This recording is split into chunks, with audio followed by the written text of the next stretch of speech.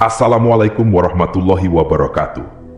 Sahabat yang dirahmati Allah, semoga sahabat selalu dalam keadaan sehat walafiat, diberikan rezeki yang melimpah, serta diberikan umur panjang dalam keberkahan Allah Subhanahu wa Ta'ala.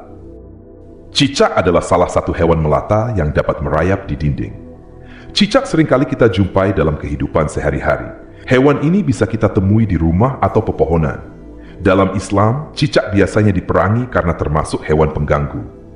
Tahukah kamu, ternyata cicak boleh dibunuh. Lalu apa alasan Allah Subhanahu wa Ta'ala membolehkan membunuh cicak?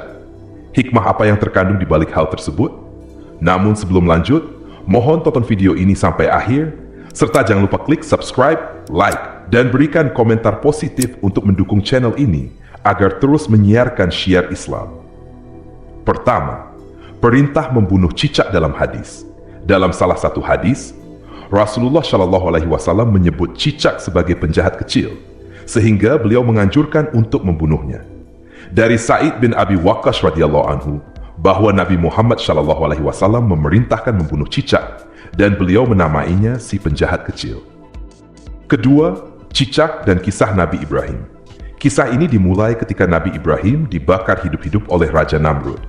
Diceritakan bahwa pada saat itu ada dua hewan yang berperan dalam kejadian tersebut, yaitu semut dan cicak. Semut dengan susah payah memadamkan api dengan membawa air di mulutnya.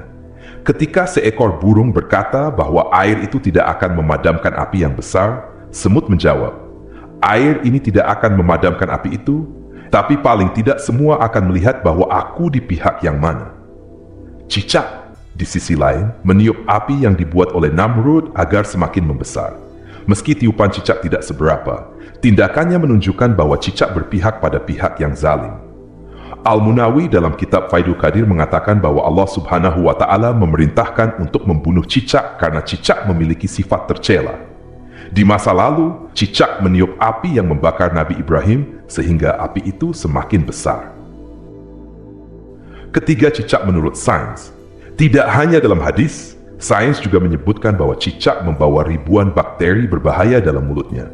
Meski tidak berbisa atau tidak langsung menyebabkan kematian, cicak bisa merugikan manusia. Para peneliti menyebutkan bahwa beberapa bakteri berkembang biak dengan cepat dan dapat menyebabkan kerusakan serius pada tubuh manusia. Air liur dan kulit cicak mengandung bakteri, salah satunya E. coli. Cicak diketahui memiliki kemampuan menguningkan zat dengan mulutnya dan memutihkan beberapa benda. Cicak berukuran besar bahkan dapat meracuni makanan dan menyebabkan penyakit seperti kusta. Kusta merupakan penyakit yang biasa menyerang kulit dan dapat menyebabkan kecacatan. Badruddin Al-Aini dalam kitab Umdatul Qari menjelaskan bahwa cicak dapat menyebabkan penyakit tersebut. Dalam beberapa riwayat, cicak yang meludahkan zat ke dalam wadah makanan dapat menimbulkan dampak buruk jika dikonsumsi manusia. Kelima, sunnah membunuh cicak. Imam Nawawi dalam kitab Syarah Sahih Muslim menyebutkan bahwa cicak digolongkan sebagai hewan fasik karena memberikan dampak mudarat dan mengganggu manusia. Beberapa hadis bahkan sangat menganjurkan umat muslim untuk membunuh cicak. Diriwayatkan dari Saibah, seorang maula atau bekas budak Al-Faqih bin Al-Mughirah, bahwa dirinya menemui Aisyah radhiyallahu anha dan melihat ada tombak tergeletak di rumahnya. Ia pun bertanya kepada Aisyah, "Wahai Ummul Mukminin, apa yang engkau lakukan dengan tombak ini?" Aisyah menjawab, "Kami menggunakannya untuk membunuh cicak." Karena Rasulullah Shallallahu Alaihi Wasallam memberitahu kami bahwa ketika Ibrahim alaihissalam dilemparkan ke dalam api, semua binatang di atas bumi berusaha memadamkan kobaran api kecuali cicak.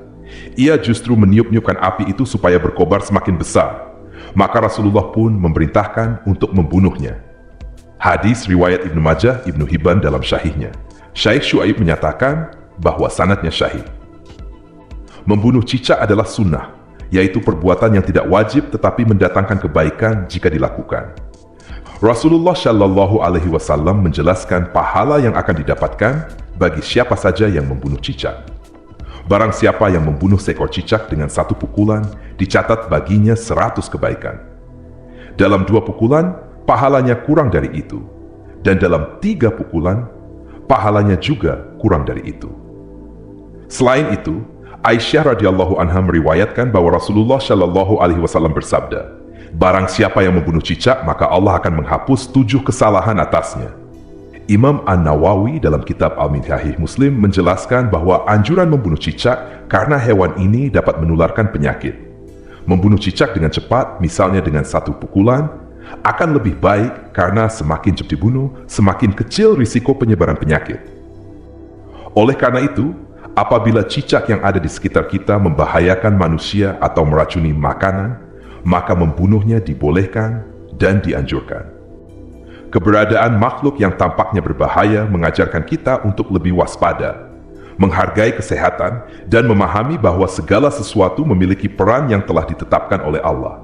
Allah menciptakan cicak bukan hanya untuk dibunuh, tetapi sebagai bagian dari ekosistem dan ujian bagi manusia. Perintah membunuh cicak dalam Islam adalah untuk melindungi manusia dari mudarat yang ditimbulkan oleh cicak, bukan berarti cicak tidak memiliki manfaat sama sekali. Sebagai hamba Allah, kita dianjurkan untuk tunduk kepada perintahnya dengan penuh keimanan. Hikmah yang disebutkan di atas, seperti bahaya cicak dan pahalanya, hanya untuk memotivasi kita dalam beramal. Namun, hikmah bukanlah dasar beramal. Dasar kita beramal adalah perintah yang ada dalam dalil, baik kita tahu hikmahnya maupun tidak.